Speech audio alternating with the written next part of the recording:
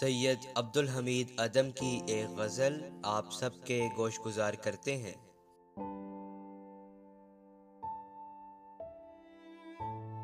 وہ جو تیرے فقیر ہوتے ہیں، آدمی بے نظیر ہوتے ہیں۔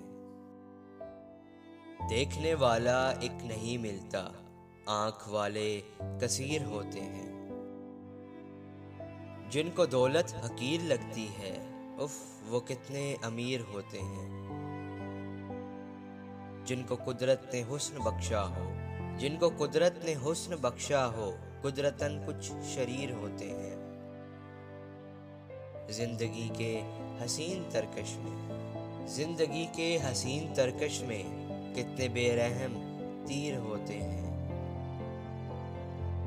وہ پرندے جو آنکھ رکھتے ہیں، وہ پرندے جو آنکھ رکھتے ہیں، سب سے پہلے اسیر ہوتے ہیں۔ پھول دامن میں چند رکھ لیجئے، پھول دامن میں چند رکھ لیجئے، راستے میں فقیر ہوتے ہیں۔ ہے خوشی بھی عجب شے لیکن، ہے خوشی بھی عجب شے لیکن، غم بڑے دل پذیر ہوتے ہیں۔